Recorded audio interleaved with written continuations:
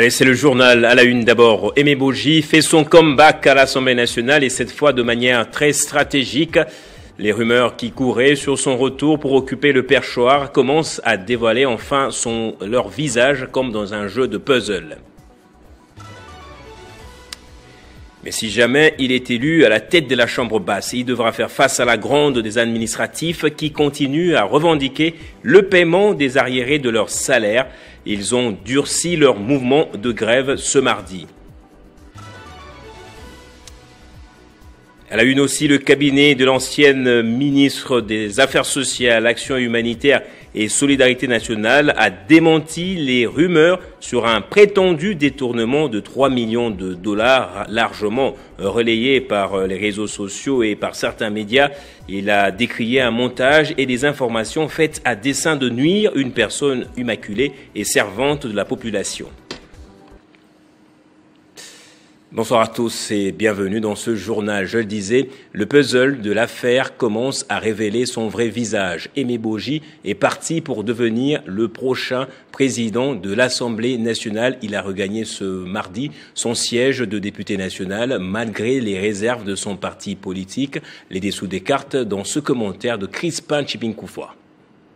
Aimé Boji Sangara Bamanyurwe, qui jusqu'il y a quelques heures était ministre de l'Industrie, a démissionné mardi soir du gouvernement Judith Sominois de manière inattendue. Une démission qui sonne comme un signe avant-coureur et qui vient confirmer les rumeurs selon lesquelles ces cadres de l'Union pour la nation congolaise, INC, parti cher à Vital Kamerhe, va occuper le poste de président de l'Assemblée nationale, et c'est sans le cutus du président de son parti politique, dont il est d'ailleurs cofondateur. Élu de Walungu au Sud Kivu comme député national, le mandat de Aimé Boji, désormais ex-ministre de l'Industrie, va être validé lors de la plénière de ce mardi 21 octobre 2025.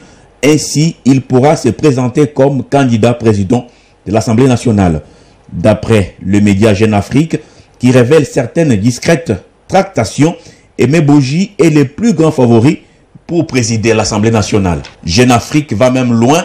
La plus haute autorité morale de la RDC a tranché, et qui oserait la contredire? Dans l'opinion, plusieurs interrogations fusent quant aux relations Aimé Boji, Vital Kamerhe, ou encore Vital Kamerhe et le président Félix Tshisekedi, qui, il y a encore quelques jours, parlait de Vital Kamerhe comme grand partenaire et fiable. Mais comment expliquer les choix de Boji pour remplacer Kamerhe, alors que l'INC avait publié le week-end dernier un communiqué disant n'avoir désigné aucun candidat parmi ses membres pour le perchoir de l'Assemblée nationale? Cette démarche ne semble pas non plus rencontrer l'assentiment de certains élus. Nous pensons qu'il faudrait laisser les députés se choisir librement leurs représentants au bureau. Puisque vous savez, le problème aujourd'hui, nous sommes en train de faire face à une guerre injuste d'agression. Et cette guerre nous impose aujourd'hui l'unité. Lorsqu'il y a des frustrations, lorsqu'il y a la politisation, cela ne nous sert pas. Cela, au contraire, nous fragilise vis-à-vis des agresseurs. C'est pourquoi je demande à ceux-là qui veulent politiser l'élection du bureau qu'ils puissent se retirer, puisque toute politisation de l'élection du futur candidat au bureau comme de notre chambre, à la présidence comme au poste de rapporteur, pourrait aujourd'hui avoir un impact négatif sur le fonds militaire. Aimé Boji Sangara sera-t-il radié par la hiérarchie de son parti pour n'avoir pas suivi les communiqués du week-end? Est-ce le début des divisions au sein de l'INC? Seul le temps nous en dira plus. Et grève à l'Assemblée nationale, le torchon brûle toujours à la Chambre basse du côté des administratifs qui ont à nouveau manifesté, perturbant même le déroulement de la plénière de ce jour. Les agents en colère depuis plus d'un mois et actuellement en grève illimitée continuent leur mouvement de protestation en réclamation de l'amélioration de leur rémunération et au retard persistant dans le paiement de leurs dus.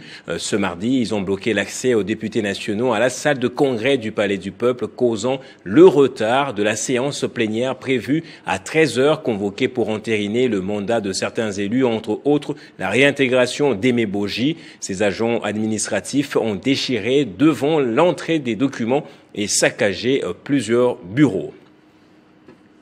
Et je disais aussi dans mon sommaire, gestion des catastrophes naturelles d'avril dernier à Kinshasa suite aux inondations causées par des fortes pluies. Le cabinet de Nathalie Aziza Mounana, ministre honoraire des Affaires sociales, Action humanitaire et Solidarité nationale, apporte un démenti formel aux rumeurs véhiculées sur les réseaux sociaux et dans certains médias faisant état d'un prétendu détournement de 3 millions de dollars américains. Ces allégations sont totalement infondées et ne repose sur aucun document officiel ni aucune preuve vérifiable, a dit le cabinet. Depuis quelques jours, une rumeur persistante circule sur les réseaux sociaux et dans certains médias périphériques accusant faussement Nathalie Aziza Mounana, ministre honoraire des Affaires sociales, Action humanitaire et Solidarité nationale, d'avoir détourné une somme de 3 millions de dollars américains destinée au relogement des sinistrés des pluies diluviennes survenues les 4 et le 5 avril dernier. Cependant, après vérification, il s'avère que ces allégations sont totalement infondées et ne reposeraient sur aucun élément crédible. Selon les documents officiels disponibles, la ministre honoraire n'a reçu qu'un montant total de 300 000 dollars américains et non 3 millions comme avancé par certaines sources mal intentionnées. Ces fonds ont été libérés en 2 tranches distinctes. 200 000 dollars le 8 avril destinés à la prise en charge urgente des familles sinistrées, notamment en vivres, tentes et kits de première nécessité. Et 100 000 dollars le 24 avril alloués à la poursuite du programme au niveau du Congo central et plus précisément à Kassangulu. Toutes les dépenses ont été effectuées conformément aux procédures administratives et financières sous le contrôle des services compétents. D'après certaines sources, cette accusation mensongère s'inscrit dans une tentative de salir son image et de détourner l'attention de l'opinion publique des vrais enjeux sociaux du moment. Nathalie Aziza Mounana, connue pour son engagement constant en faveur des populations vulnérables, rejette avec fermeté ces accusations diffamatoires et appelle au respect de la vérité et de l'éthique journalistique. Tout au long de son mandat, la ministre Nathalie Aziza Mounana, illustrée par une gestion rigoureuse et transparente des fonds publics, privilégiant toujours la proximité avec le bénéficiaire et la redevabilité vis-à-vis des institutions de contrôle. Dans un contexte où la désinformation se propage facilement sur les plateformes numériques, il est plus que jamais nécessaire d'appeler les citoyens à la prudence et aux vérifications avant de relayer des informations sensibles. La réputation d'une personnalité publique ne devrait jamais être sacrifiée sur l'autel des rumeurs et des manipulations. En rétablissant les faits, il apparaît clairement que Nathalie Aziza Mounana n'a reçu que 300 000 dollars américains pour la gestion des urgences humanitaires consécutives au plus diluvien d'avril et que toute accusation de détournement de 3 millions de dollars relève de la pure invention. Et derrière les grandes causes, il y a parfois des visages qu'on connaît peu, mais dont l'action plutôt parle fort. Elle a choisi de mettre son influence au service des autres anciennes ministres, aujourd'hui engagées sur le terrain humanitaire. Nathalie Aziza Mounana consacre sa vie à redonner espoir à ceux que la société oublie. Voici le portrait d'une femme qui croit qu'aider l'autre, c'est changer le monde à sa mesure.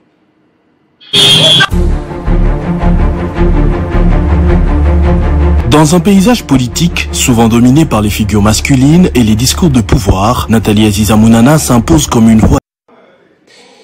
Autre chose à présent, le ministre congolais des droits humains, Samuel Mbemba Kabouya, séjourne à Banjul, en Gambie, où il prend part à la 85e session de la Commission africaine des droits de l'homme et des peuples. Cette rencontre continentale réunit plusieurs ministres, experts et défenseurs des droits humains autour des grandes questions liées à la protection et à la promotion des libertés fondamentales en Afrique. Désigné pour représenter les États membres de l'Union africaine à l'ouverture de cette session, ce mardi 21 octobre 2025, le ministre Samuel Bemba a mis en avant les efforts du gouvernement congolais sous le leadership du président Félix-Antoine Tshisekedi Tshilombo en faveur des droits humains, citant notamment la parité hommes-femmes, la gratuité de l'enseignement de base, la couverture santé universelle et la justice transitionnelle au profit des victimes de la guerre d'agression imposée à la RDC. Abordant la question sécuritaire, Samuel Bemba Kabouya a dénoncé la guerre d'agression menée par le Rwanda et ses supplétifs du M23 AFC, responsable selon lui des violations massives et systématiques des droits humains depuis 3 décennies. Nous comptons plus de 10 millions de morts et autant de déplacés internes, a-t-il rappelé, citant le massacre de Kishishi, Kibumba, Kichanga, Baboya, Kanyabayongo, Bwito et Minova. Face à ces drames qu'il qualifie de génocostes, le ministre a exhorté la Commission africaine à envoyer un signal fort pour décourager l'entêtement du Rwanda et la main invisible derrière lui. Il a par ailleurs annoncé la création d'un mémorial du génocauste à Kinshasa et informé que le Parlement congolais a récemment adopté une résolution reconnaissant les génocides commis en RDC. Enfin, il a plaidé pour une délocalisation des droits humains afin d'adapter leur défense au contexte africain. Les travaux de construction de la route Mukoko et Faubank dans la commune de Linsélé ont effectivement débuté. La population qui assiste au bon déroulement de ces travaux remercie le chef de l'État ainsi que Philippe Matanzi, notable de Tchangou et coordonnateur de l'ASBL, les amis de Doudou Fwamba, grâce à qui justement ce projet s'est matérialisé après ses multiples plaidoyers.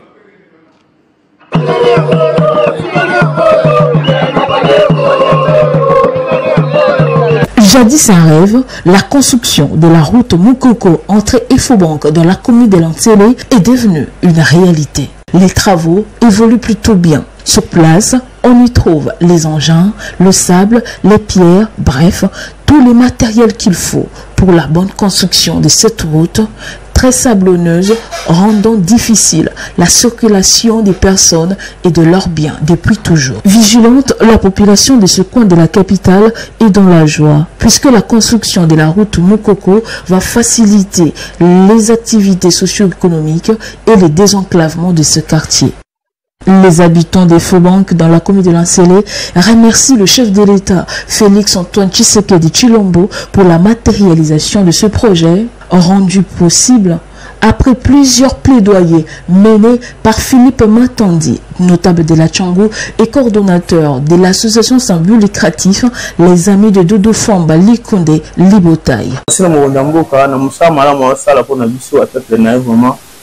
Il y a longtemps, nous continuons à faire cette idée. Nous avons une idée au sein de la Roma. À présent, c'est un courrier de l'Essalami. Vraiment, merci. Merci tout d'abord. L'effort à Philippe Matandi, l'effort à Salip. Merci au chef de l'État puisqu'il a accepté. À ce que Bassala Nzela Oyo. Et ce pays n'a vraiment pour ce gens Nzela Moko et ça boulevard. Et papa Philippe Matandi. Oyende Azana Bisonde Ayeba.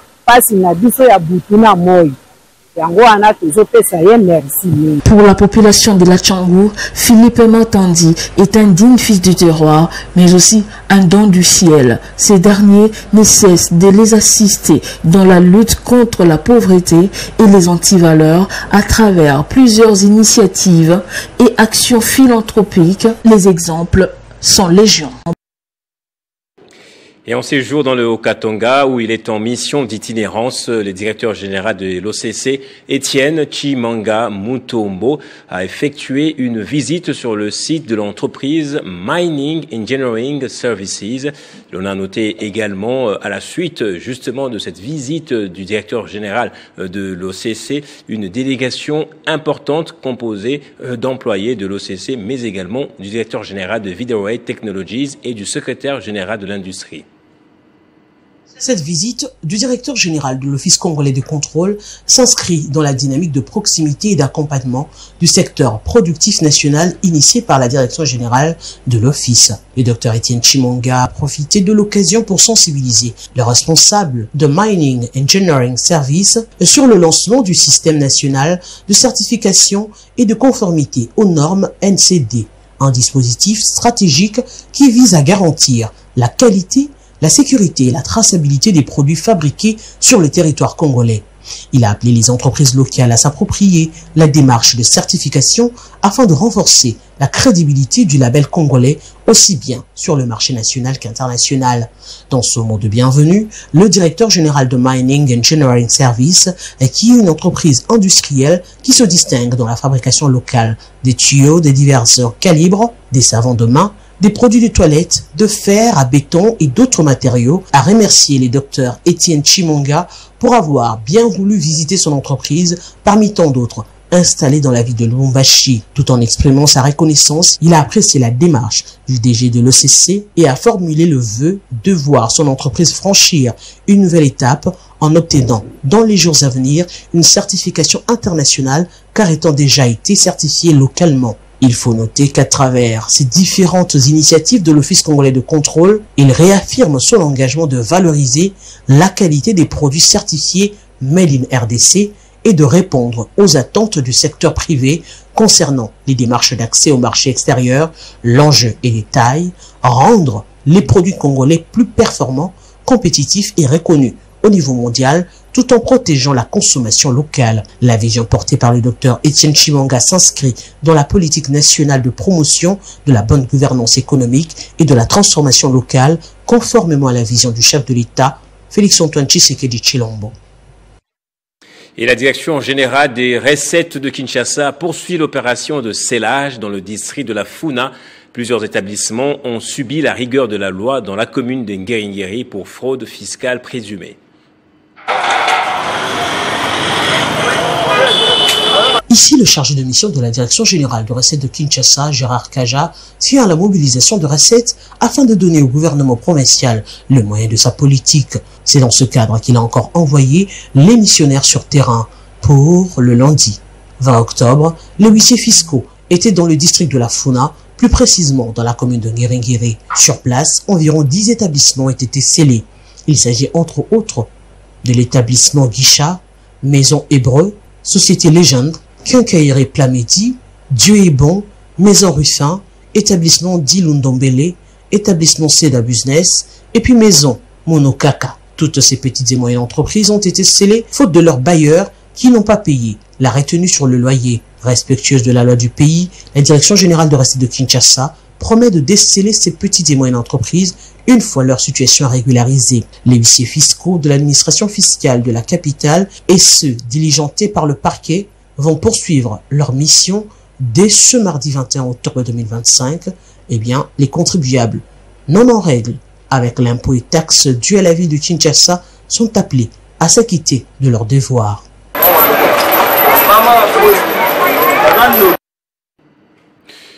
Le mouvement de solidarité pour le changement de Laurent Batumona ne lâchera pas l'armement patriotique et le soutien aux actions du chef de l'État. Ce lundi, lors de la notification des hauts cadres du parti, l'autorité morale du MSC en a profité pour sensibiliser les militants et cadres du parti sur les efforts diplomatiques, les réalisations, bref, tous les efforts fournis en faveur du peuple congolais par le chef de l'État en RDC à Kinshasa, mais aussi dans la commune de Makala. Laurent Batumona, autorité morale du mouvement des solidarités pour le changement, est debout comme toujours pour accompagner les actions du chef de l'État, Félix Tshisekedi. Ce lundi, il a donné un sens du patriotisme à l'investiture solennelle où plus de 1000 hauts cadres du parti ont reçu leur notification au terme de travaux préparatoires qui ont duré plus d'un mois. Par la voix de son autorité morale, Laurent Batumona a annoncé que le parti a un travail à réaliser et c'est lui de redynamiser les activités du parti car toutes les provinces sont couvertes par le comité qui sont aujourd'hui opérationnels.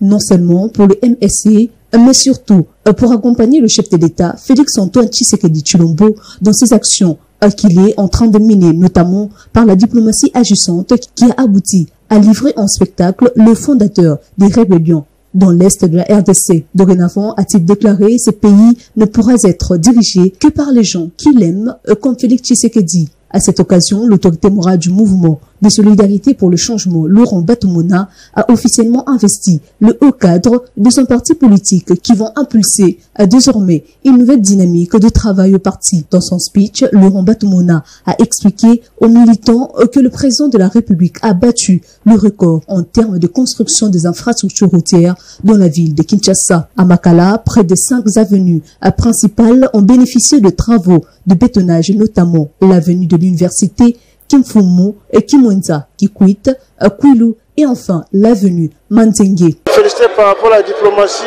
agissante et perçante qui aujourd'hui, ceux qui s'est caché derrière la communauté internationale ont été découverts, exposés au grand jour. 2. Il est en train de transformer le Congo à travers les travaux d'infrastructure. Ici, je suis dans le district de Funa, ou dans la commune de Makala. Il y a aussi de Pinzi. Mais regardez le changement qui s'opère. Avenue Lengesa, avenue Kimwenza, avenue Kwilu, avenue Kikwit. Les gens passent dans toute la ville de Kinshasa. C'est pour dire bravo au président de la République. Enfin, l'autorité morale du MFC a exhorté les 4 militants au sens élevé du patriotisme, de la paix, l'amour et la solidarité. Sur le plan de la diplomatie, Laurent Batumona a souligné l'importance de la diplomatie agissante que le chef de l'État qui a démystifié l'agresseur de la RDC devant la communauté internationale. Et puis ici, dans la capitale, toujours à l'hôtel des villes, le ministre provincial du Plan confirme l'audit général et le contrôle de conformité des contrats et partenariats dans le secteur des transports et invite toutes les entités concernées à se présenter sans délai pour déposer les documents suivants. Premièrement, le contrat de partenariat conclu avec la ville-province de Kinshasa. Deuxièmement, un dossier complet incluant notamment le rapport d'activité détaillant la structure administrative et opérationnelle, le rapport financier couvrant les 12 derniers mois. Ces documents doivent être déposés en personne ou par un représentant dûment mandaté au cabinet du ministre provincial du Plan, Budget, Fonction publique, Emploi, Tourisme, Transport et Mobilité urbaine, 6 avenue Pumbu, numéro 15, commune de la Gombe, Kinshasa, 3e étage, immeuble H. Le délai imparti pour cette formalité est de 72 heures à compter de la date de publication du présent communiqué. L'Assemblée provinciale du Haut-Katanga organise des journées portes ouvertes dans l'objectif de faciliter la proximité entre la représentation et la population ainsi que pour vulgariser son travail. C'est à ce titre que les élus ont fait le déplacement de Pweto, conduit par leur président Michel Kabwe-Mwamba. Ces derniers ont tenu un meeting populaire devant le bureau du territoire de Pweto. Pweto, 450 km de Lubumbashi à la lisière de la Zambie. Un territoire longtemps connu sous les sinistres noms des triangles de la mort, mais aujourd'hui, l'heure est à la visite officielle.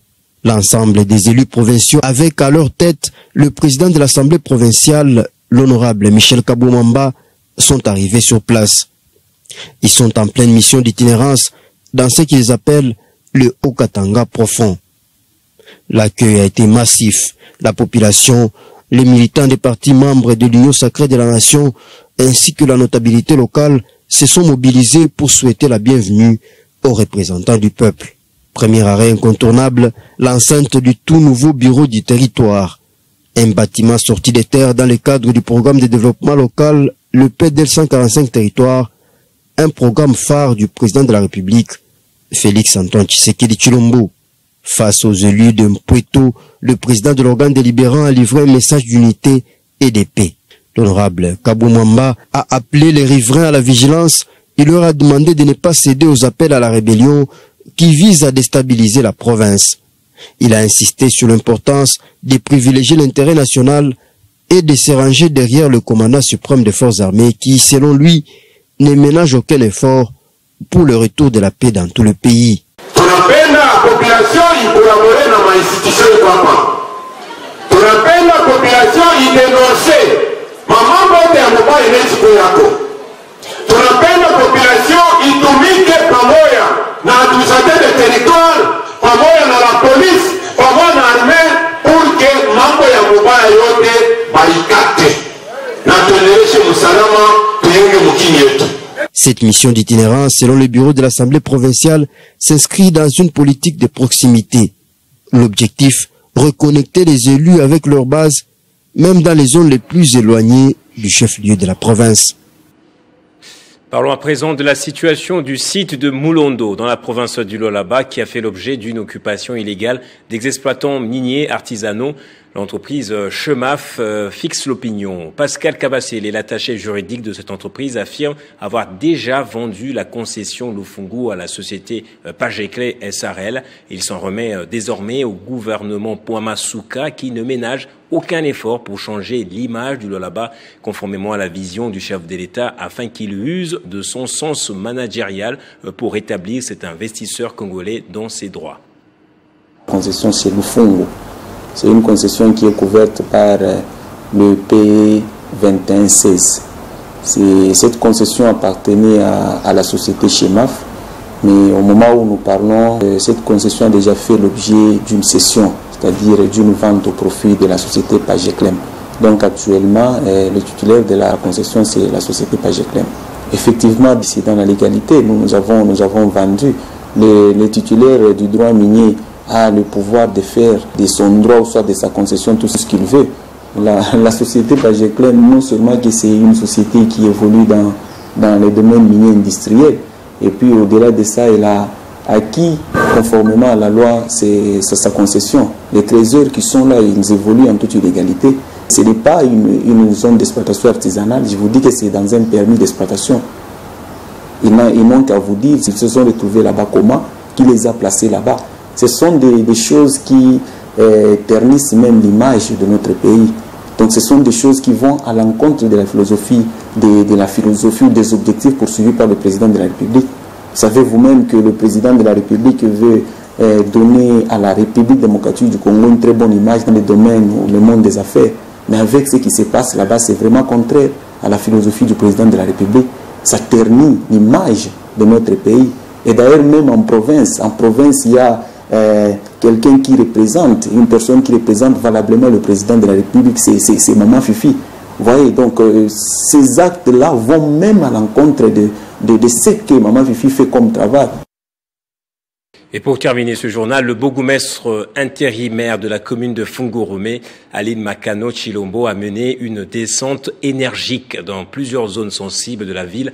Elle était accompagnée du coordonnateur de la brigade d'assainissement, de l'ingénieur des routes, du chargé des projets de la cellule de passation de marché, ainsi que de membres du comité local de sécurité. Objectif, rétablir l'ordre et la salubrité dans une commune confrontée à la prolifération des marchés pirates et à l'occupation désordonnée des espaces publics.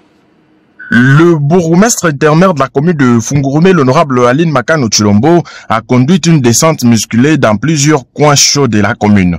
Accompagné du coordonnateur de la brigade d'assainissement, de l'ingénieur de route et chargé des projets de la cellule de passation de marché ainsi que de membres du comité local de sécurité. Remettre de l'ordre dans une commune en proie à l'insalubrité et à l'occupation anarchique des espaces publics par les marchés pirates. Premier arrêt, le dépôt définitif des immondices de la base où l'urgence de l'évacuation s'impose compte tenu de la densité démographique et de risques sanitaires. Ensuite, cap sur la nationale 39 au niveau de la Robank où l'autorité communale a sensibilisé les vendeurs à respecter les mesures d'hygiène et a interpellé un tenancier des garages installé illégalement sur la servitude de l'État. À dater d'aujourd'hui, ça tu le notes. À dater d'aujourd'hui, avant que je n'écrive, je préfère qu'il l'efface. Parce que comme on a dit à Bistamba tout bien, tu peux l'avoir normal je ne sais pas si c'est de l'insécurité que vous avez créé, je peux vous écouter ici.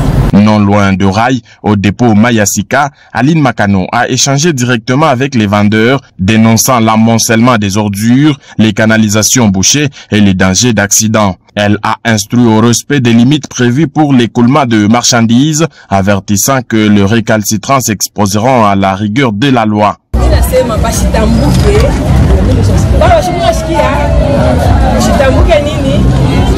Et puis après je fais des cons à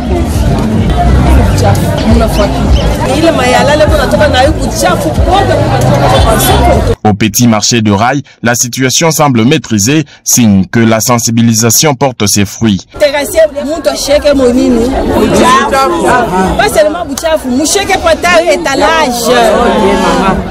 tulimeche espace yote tumitengeneshe ya munene hapa hakuna mwingine wa Buruma.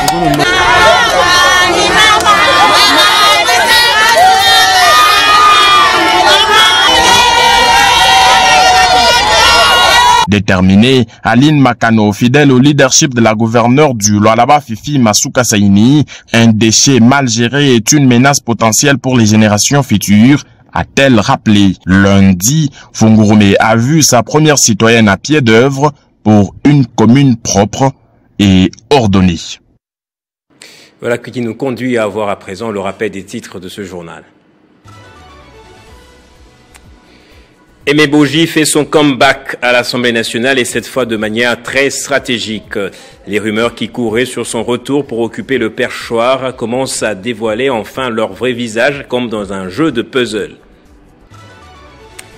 Mais si jamais il est élu à la tête de la Chambre basse, il devra faire face à la gronde administrative qui continue à revendiquer le paiement des arriérés de leur salaire. Ils ont durci leur mouvement de grève ce jour. Et puis cette information vraie, le cabinet de la ministre honoraire des Affaires sociales, Action humanitaire et Solidarité nationale, Nathalie Aziza Mounana, apporte un démenti formel aux rumeurs diffusées sur les réseaux sociaux et relayées par certains médias faisant état d'un prétendu détournement de 3 millions de dollars.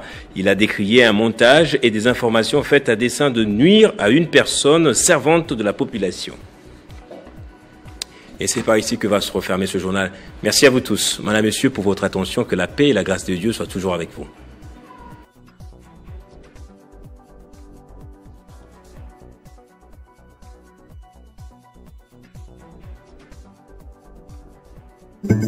Retrouvez toute l'actualité en continu sur www.tele50.cd.